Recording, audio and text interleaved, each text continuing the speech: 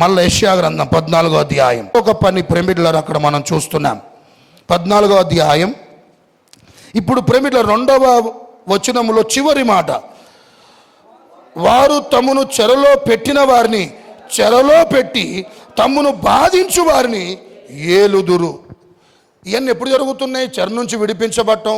రెండవది ప్రేమికులారా, వీరిని ఎవరైతే చెరలో పెట్టారో వీరే మరలా ఏం చేస్తారంట, చెరలో పెట్టినటువంటి వారిని వీరే చెరలో పెట్టి వారిని ఏం చేస్తారంట, వారు ఏలుదురు అనే మాట మనం చూస్తున్నాం. చెరలో నుంచి సింహాసనం మీదకి ఎక్కిస్తాడు దేవుడు. ఏం పడితే? జాలి పడితే. చెరలో నుంచి సింహాసనం ఎక్కిస్తాడు దేవుడు. చెరలో నుంచి సింహాసనం ప్రేమికులారా ఎక్కిస్తాడు. ఇది ఎలా సాధ్యమయ్యా? చెరలో ఉన్నటువంటి మేము మళ్ళా వారిని మేము చెరలో ఎలా పెడతాం? మళ్ళా వాళ్ళ మీద ఏం చేస్తాం? మేము ఏలుబడి చేస్తాం. అది ఎట్లా సాధ్యమైంది అని ప్రేమికులారా ఒకవేళ అంటే వాక్యం సెలవిస్తుంది ప్రేమికులారా, దేవుడు అసలు ఎవరి పక్షమున ఉంటాడంటే, అసలు ఎవరి పక్షమున దేవుడు వ్యాజ్యం ఆడతాడంటే చూడండి, యెషయా మన కీర్తన 140 అధ్యాయం 12వ వచనం, బాధింపబడు వారి పక్షమున యెహోవా వ్యాజ్యమాడుననియు దరిద్రులకు ఆయన న్యాయము తీర్చుననియు నేను ఎరుగుదును. దేవుడు ఏం చేస్తాడంట? బాధింపబడినటువంటి వారి పక్షమున దేవుడు ఏం చేస్తాడంట? ఆయన జాలి పట్టమే కాదు, ఆయన ఏం చేస్తాడంట? దావీదు అంటాను, ఎరుగుదును, నాకు ఒక విషయం తెలుసు, నాకు ఒక సత్యం తెలుసు, నాకు ఒక మాట తెలుసు. ఏంటో నీకు తెలుసు అంటే, బాధించబడుతున్నటువంటి వారి పక్షమున దేవుడు ఏం చేస్తాడు? వ్యాజ్యమాడుతున్న విషయం నాకు తెలుసు అని దావీదు ప్రేమికులారా సెలవిస్తున్నాడు. అంటే గమనించండి ప్రేమికులారా, నువ్వు నేను మనం అందరం కూడా గ్రహించవలసిన ఒక విషయం ఏంటంటే, ఎవరే నిన్ను బాధ పెడుతున్నారా, వినమ్మా, నిష్కారణంగా కారణం లేకుండా నిన్ను బాగా బాధిస్తున్నారా, చూటుపోటు మాటలతో మిమ్మల్ని ప్రేమికులారా బాధ పెడుతున్నారా, ఒకటి గుర్తుపెట్టుకో, నువ్వు నేను మనం అందరం నిష్కారణం ఒకవేళ బాధిస్తున్నారు అని అంటే సంకేతం ఏం చెప్పాలా, గుర్తేం చెప్పాలా? వారిని ఒక రోజు నువ్వు ఏలబోతున్నావు, వారిని ఒక రోజు నువ్వు ఏలుబడి చేయబోతున్నావు. నిన్ను దేవుడు ఆ స్థితిలోనికి ప్రభు తీసుకొని వస్తాడో గుర్తది. ఏంటా గుర్తు? నిన్నెవరైనా బాధ పెట్టినా ఎలా? నిష్కారణంగా, ఏం లేకుండా, కారణం లేకుండా. ప్రేమికులారా, వాళ్ళకిలాగా ఒకవేళ డబ్బు బలం నీకు లేకపోవచ్చు, ధన బలం నీకు లేకపోవచ్చు, మంది బలం నీకు లేకపోవచ్చు, వారు ఆ వీటిని చూసుకోక బాధ పెట్టినా చెప్తున్నా వినండి, సంకేతం ఏంటంటే నిన్నెవరెవరైతే బాధిస్తున్నారో వారి మీద నిన్న ఒక రోజు దేవుడు ఏం చెప్పాలంటే ఏలుబడి చేసే వ్యక్తిగా దేవుడు చేయబోతున్నాడు. ఇంకొంచెం బిగ్గర చెప్పండి, హల్లెలూయా. ఇప్పుడు వర్షం రావడానికి కొన్ని సంకేతాలు ఉంటాయి. వర్షానికి ముందు కొన్ని సంకేతాలు ఉంటాయి, జ్వరానికి ముందు కొన్ని సంకేతాలు ఉంటాయి. వర్షానికి ముందు ఎట్లుంటుంది వాతావరణం? ముబ్బట్టి చల్లగా, దాన్ని బట్టి మనం అర్థం చేసుకుంటాం వర్షం రాబోతుందని. ఇప్పుడు మరి నువ్వు ఏలుబడి చేస్తావంటే అని గుర్తేం చెప్పాలా? ఒకటే గుర్తు, ఎవరు నిన్నేం చేస్తున్నా చెప్పండి, ఎవరు నిన్నేం చేస్తున్నా? బాధిస్తున్నా, బాధ పెడుతున్నా దేవుడు ఏం చేయబోతుందంటే నిన్ను ఒకరోజు ఏలికగా దేవుడు నియమించబోతున్నాడు. ఒకరోజు వారి మీద దేవుడు నిన్ను ఏలుబడి చేసేటువంటి స్థితికి దేవుడు తీసుకో. అది ఎలా సాధ్యమై అంటే నీకు అసాధ్యమేమో, ఆయనకేనండా చెప్పండి, ఆయనకేనండా సమస్తము సాధ్యమే. చెప్పండి ఎవరికి? ఏమైనా చెప్పండి, ఏమైనా కథ మొత్తం మీ అందరూ తెలుసు, ఏమైనా చేస్తాడు, కథ మొత్తం మార్చగలుగుతాడు. అది జరిగిందా బైబుల్ అంటే? ప్రేమికులారా, సింహాసనం ఎక్కక ముందు చెరలోకి వెళ్ళినటువంటి యోసేపు జీవితం ఒకసారి ఆలోచన చేయండి. ఎంత బాధించారు అతన్ని. సింహాసనం ఎక్కక ముందు చెరకు ప్రేమికులారా కొనుపోబడి ఐగుప్తుల ప్రేమికులారా యోసేపు ఉన్నప్పుడు అటు సొకీల చేత ప్రేమికులారా బాధ, ఇక్కడ ఐగుప్తులో చేయనటువంటి నేరానికి ఏంటంట బాధ, నింద.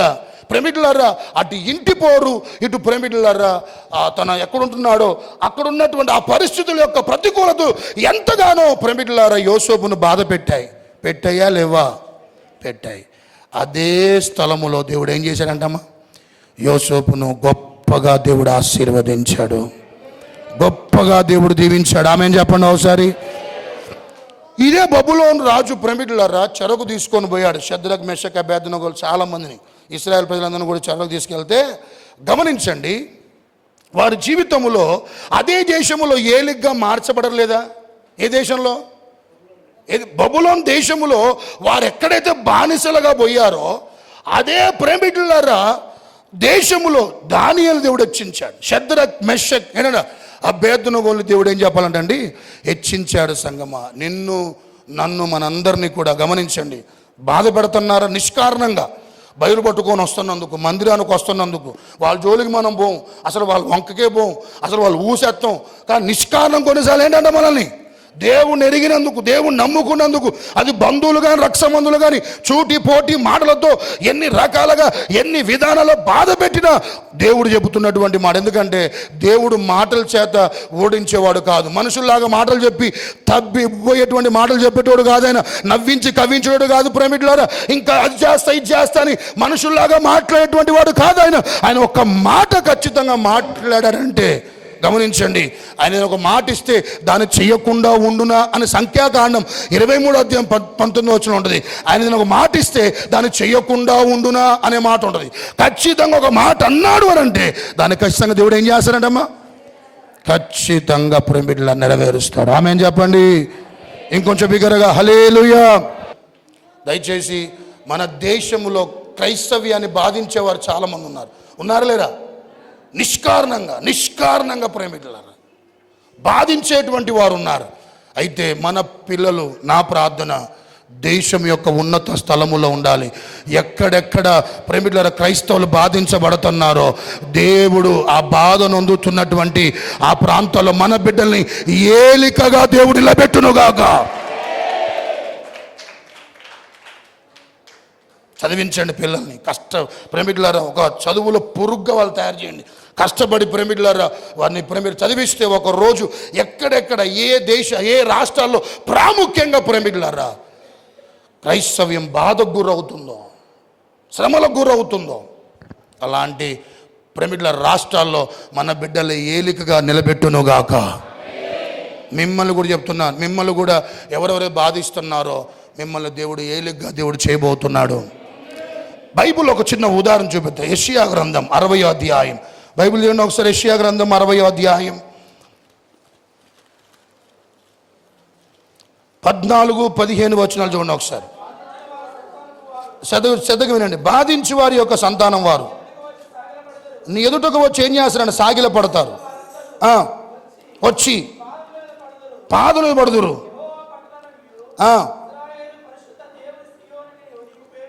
చాలండి. చూడండి, నేను అక్కడ రాయబడినటువంటి మాట, నిన్ను బాధించు వారి సంతానం వారిని నీ ఎదుటకు వచ్చి సాగిలపడదురు. వినండి, తల్లపైగా ఎత్తండి. బాధించింది ఎవరు? ఒకవేళ తాతో లేకుంటే కొడుకో కావచ్చు. కానీ సాగిలపడేది ఎవరు? వచ్చి వారి సంతానం వారు వచ్చి మన పాదాల మీద ప్రేమికులారా సాగిల పడతారంట. బాధ పెట్టింది ఒకళ్ళు అయితే వచ్చి ప్రేమికులారా పాదాల మీద పడేవాళ్ళు ఎవరు? బాధ పెట్టిన సంతానం వారు వచ్చి ఏం చేస్తారంట? సాగిల. అంటే మిమ్మల్ని ఎవరు ఒక ఫర్ ఎగ్జాంపుల్ ప్రేమికులారా ఒక వ్యక్తి బాధ పెట్టాడు, ఆ వ్యక్తి బాధ పెడితే ఆ వ్యక్తి సాగిల పడతాడు. ఇంకంతేకాదు వారి సంతానం వారు కూడా వచ్చి ఏం చేస్తారంటమ్మా? చెప్పండి, ఏం చేస్తారంట? సాగిల పడతారు. ఆమెన్ చెప్పండి ఒకసారి. ప్రేమికులారా నీ యొద్దకు వచ్చి సాగిలపడి తప్పైంది క్షమించని ఎవరు వచ్చి అనబోతున్నారంటే బాధించిన వారు వచ్చి అనబోతున్నారు. ఆమెన్ చెప్పండి. ప్రేమికులారా ఆ కార్యం నీ పట్ల జరగాలంటే ఒకటే, ప్రభువా నా కుటుంబం మీద నువ్వు ఎప్పుడేంటంట జాలిపడయ్యా, నీ కటాక్షం నా మీద ఉంచయ్యా. బైబిల్లో నిజంగా ఈ మాట అక్షరాల దావీదు పట్ల నెరవేర్చబడింది. ఎట్లా అంటే సౌలుకి ఉపకారం దావీదు ఎంతో చేశాడు. మరి సౌలు ఏం చేశాడు? దావీదుకి ఉపకారం చేశాడా అపకారం చేశాడా? ఉపకారం దావీదు చేస్తే సౌలు అపకారం చేస్తే ప్రేమికులారా సింహాసనం ఎక్కినాక దావీదు ఒకరోజు వారి మనవడు సౌలు మనవడు, అతని పేరేం పేరు చెప్పండి? మెఫీబోషెత్. చెప్పండి ఏం పేరన్నా? మెఫీబోషెత్. రాజైన తర్వాతకి దావీదు కాడికి వచ్చి కుక్కలు అంటున్నాయ్యా, దయతో నన్ను ఏం చేయి, క్షమించు అని సౌలు యొక్క మనవడు యోనాతాను యొక్క కుమారుడు ప్రేమికులారా వచ్చి దావీదు ఎదుట సాగిలపడి నేను కుక్క లాంటి వాడినయ్యా అంటున్నాడు. బాధ పెట్టిన సౌలు అయితే వచ్చి ప్రాధేయపడుతుంది ఎవరు? ఈ మాటలు వృధాగా పోవండి.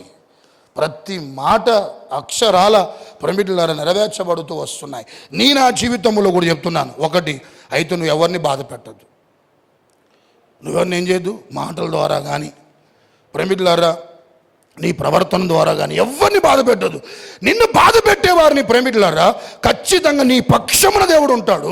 నీ పక్షమున దేవుడు ఉండి నిన్ను ఓదార్చడమే కాదు, నిన్ను బాధ పెడుతున్నటువంటి వారు ఎవరైతే ఉంటారో ప్రమిదలారా, నిన్ను బాధిస్తున్నటువంటి వారు ఎవరైతే ఉంటారో, నీకు విరోధంగా లేస్తున్నటువంటి వారందరినీ కూడా దేవుడు ఏం చేసి చెప్పాలంటండి, నీ వద్దకు వచ్చి సాగిల పడేలా దేవుడు చేస్తాడు. హల్లెలూయా.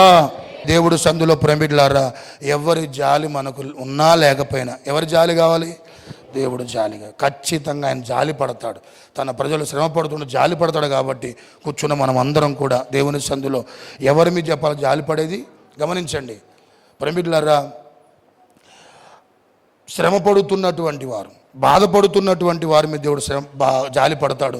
జాలి పడ్డప్పుడు ఇది 4 జరుగుతాయి. 1, ప్రమిదలారా చెర నుండి విడిపించబడతాడు. 2, చెర నుండి సింహాసనం దేవుడు ఎక్కిస్తాడు. 3, చెర నుండి విశ్రాంతిలోకి వెళ్తాడు. 4, ప్రమిదలారా శ్రమ నుండి, అర్థమవుతుందా, ఆ యొక్క రాజదండము నుంచి దేవుడు విడిపిస్తాడు. ఆమేన్ చెప్పండి ఒకసారి. ఇలాంటి అనుభూతుల చేత మనందరినీ ప్రభు బలపరిచి మనందరి వెనుకలి మాటలు దీవించి ఆశీర్వదించును గాక. ఆమేన్. ప్రభువా, ఈ యెషయా గ్రంథం 14వ అధ్యాయం ప్రతి మాట నా పట్ల నెరవేర్చబడాలయ్యా. సంఘములు భారతదేశంలో నెరవేర్చబడాలి ప్రభు అని చిన్న ప్రార్థన చేయండి. అందరం చిన్న ప్రార్థన చేద్దాం. భక్తులకు ప్రమిదలారా ప్రజలు ఎవరు ఉంటారా, కనపడతారా, జాలి పడేవారు, 4 మాటలు ఓదార్చేవారు ఉంటారని యోబు కనిపెట్టాడు, దావీదు కనిపెట్టాడు. ఏ ఒక్కరూ కనపడలేదు. సంగమా, నీకు నాకు అలాంటి అనుభవాలు ఖచ్చితంగా ఎదురవుతాయి.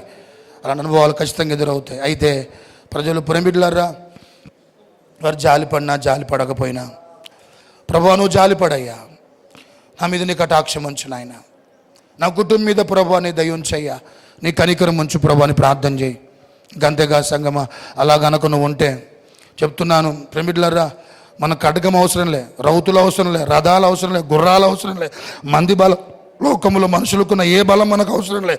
దేవుడు ఆ కటాక్షం మన మీద ఉంటే సంగమా, ఏ చెరలో ఉన్న దేవుడిని విడిపిస్తాడు ఆయన. ఏ చెర బంధకాలు ఉన్న నిన్ను దేవుడు విడిపిస్తాడు ఆయన. ప్రార్థన చేసుకో, ప్రభువా నన్ను విడిపించయ్యా, నన్ను విడిపించు. రోగం అనే చెరలో ఉన్నానయ్యా, అప్పులనే చెరలో ఉన్నానయ్యా,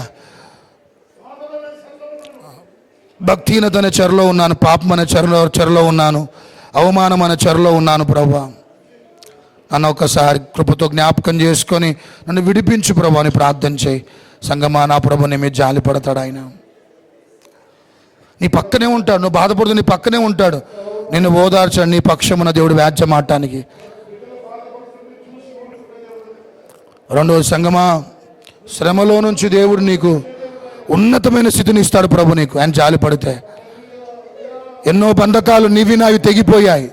ఎన్నో బంధకాలు ఎన్నో కూరకపోయి ఉన్నటువంటి చెర అనుభవాలు ఎన్నో మన జీవితాలను దేవుడు విడిపించాడు. ఆయన దేవుడు విడిపించాడు. ప్రమిదలారా, మన కుటుంబాల్లో ఎన్నో చెర అనుభవాల నుంచి దేవుడు విడిపించాడు. నువ్వు నేను మనం అందరం ప్రమిదలారా ఈరోజు విడిపించబడ్డామంటే ఒకప్పుడు లోకమనే చెరలో ఉన్నాం, అలాంటి మనల్ని దేవుడు విడిపించాడు. నువ్వు ఏ చెరలో ఉన్నా దేవుడు విడిపిస్తాడు. 2వది, చెర నుంచి సింహాసనం ఎక్కిస్తాడు. ఒక ఉన్నతమైన స్థితిని ఇస్తాడు దేవుడు. నిన్ను బాధించి వారి సంతానం వారిని నీ యొద్ద సాగిలపడేలా దేవుడు చేస్తాడు. సంగమా, ప్రార్థన చేసుకో. ప్రభువా ఎంత గొప్ప దేవుడవు నాయన, ఎంత గొప్ప దేవుడు, ఎంత గొప్ప దేవుడు. చెరలో ప్రమిదలారా ఉన్నటువంటి మనను విశ్రాంతిలోనికి దేవుడు నడిపిస్తాడు ఆయన. ప్రభు ప్రమిదలారా, ఒకవేళ మన అవిధేయతను బట్టి, దేవుని తిరస్కరించబట్టి, ప్రభు యందు భయభక్తులకు నడుచుకోబట్టి, ఒకవేళ మన జీవితములో మన బ్రతుకులో ప్రమిదలారా శ్రమలు వచ్చాయేమో ప్రభుని అడుగుదాం, పశ్చాత్తాపడదాం. అయ్యా నా విధేయతను బట్టి ఒకళ్ళు వస్తే, నా బుద్ధిని బట్టి ఒకళ్ళు వస్తే, ప్రభువా అయ్యా నా తండ్రి తట్టు తిరుగుతున్నాను, అయ్యా నీ వైపు తిరుగుతున్నానని ప్రభు వైపు చూడగలిగితేనే మీరు ప్రభు జాలి పడతాడు. సంగమా విడిపిస్తాడు. పరిస్థితులు పరిష్కరించబడతాయి, శ్రమలు పరిష్కరించబడతాయి. ఆఖరిగా ప్రేమిలారా, చెర నుండి, ఆ చెర బంధకాల నుంచి ప్రేమిలారా, ఆ చెరకు ప్రేమిలారా గురి చేసినటువంటి, ఆ చెరలో ఉన్నటువంటి ప్రజల్ని బాధిస్తున్నటువంటి వారు రాజదండన దేవుడు విరగ్గొడతారని వాక్యము సెలవిస్తుంది. ప్రార్థన చేద్దాం. ప్రభువా, నీ సందులో ఎలాంటి మా తండ్రి నీ జాలి కావాలయ్యా, నీ కరుణ, నీ కటాక్షంగా చేతులెత్తారని కొరకు నేను ప్రార్థన చేయబోతున్నాను. అయ్యా, నేను చెరలో ఉన్నానయ్యా, చెరనుభవంలో ఉన్నాను ప్రభువా, నేను అవమానమైన చెరలో ఉన్నానయ్యా. నా బ్రతుకుల్లో మా ప్రభువా, నన్ను బాధించేవారు ఎక్కువైపోయారయ్యా, నన్ను చుట్టూ అయ్యా నా తండ్రి దూషించేవారు నిష్కారణంగా ఎక్కువైపోయారయ్య ప్రభువా. నా తండ్రి, నా మాన నేను ఉంటున్నాను అయ్యా, నా తండ్రి మార్గంలో కొనసాగుతున్నాను, నన్ను బాధిస్తున్న వారు ఎక్కువ కనపడుతున్నారయ్యా. అలాంటి వారు ఎక్కువ నా జీవితంలో ఉన్నారని ఒకవేళ అడిగితే ప్రభు అంటున్నాడు, బాధపడ మాకు. అదేంటి చెప్పాలా సంకేతం? ఒకరోజు నువ్వు వేలుబడి చేయబోతున్నావు, ఒకరోజు అక్కడే దేవుడిని హెచ్చించబోతున్నాడు, అక్కడే దేవుడిని గణపరచబోతున్నాడు, అక్కడే దేవుడు తల్లాగిని నీయబెట్టబోతున్నాడు. దేవుడు ప్రేమికులారా నీ యొద్దకు సాగిల పడగలిగేలా తన కార్యాలు దేవుడు చేయబోతున్నాడు. వారిలాగా నీకు ఒకవేళ బలం లేకపోవచ్చు, వారికి లాగా ఒకవేళ నీకు ధనం లేకపోవచ్చు, వారికి లాగా ఒకవేళ రాజకీయ బలం లేకపోవచ్చు, వారికి లాగా ఒకవేళ ప్రేమికులారా మంది బలము లేకపోవచ్చు, నా దేవుడు నీ పక్షమునున్నాడు. సంగమా, విడిపిస్తాడు. సంగమా, ఇన్ని సంవత్సరాల నుంచి విశ్రాంతి లే నీకు నా దేవుడు గొప్ప విశ్రాంతిని ఇవ్వబోతున్నాడు. ఆయన ప్రభుని అడుగు, ప్రభువా నా తప్పిదం ఉంటే దయతో క్షమించు నాయన, నా తప్పిదం క్షమించయ్యా. ఒక తండ్రి తన కొడుకు పట్ల జాలి పడ్డట్లుగా నీ అందు భయభక్తులు కలిగిన వారి పట్ల జాలి పడతావయ్యా. యేసయ్యా, మనుషులు ఊరటిస్తారు, మనుషులు ఓదారుస్తారేమో కానీ నువ్వైతే నీ కార్యాలు జరిగించి నీ ఉనికిని మా ప్రభువా కనపరిచే దేవుడవు ప్రభువా, కనపరిచే దేవుడవు నాయన. యేసయ్యా, యేసయ్యా, మన దాటిపోక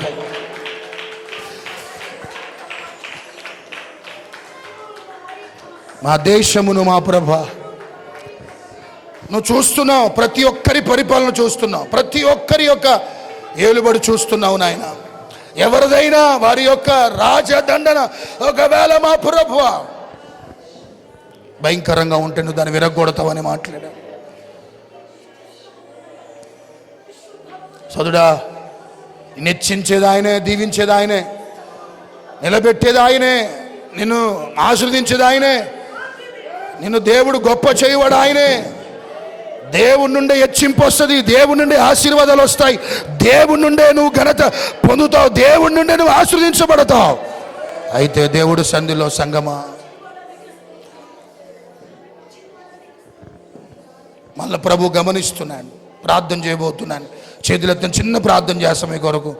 ప్రభువా, నా మీద జాలిపడయ్యా, నా కుటుంబం మీద జాలిపడయ్యా, నన్ను చూచి దాటిపోకయ్యా, నన్ను కనికరించిన ఆయన, నన్ను కనికరించి. చేతులెత్తండి, ప్రార్థన చేయబోతున్నాను. ఇంతవరకు ప్రభు మనతో మాట్లాడుతూ వచ్చాడు. ఈ 4 కార్యాలు జరుగుతాయి ప్రభు జాలిపడితే. చేతులెత్తిన బిడ్డలందరినీ నా ప్రభు బలపరచునుగాక.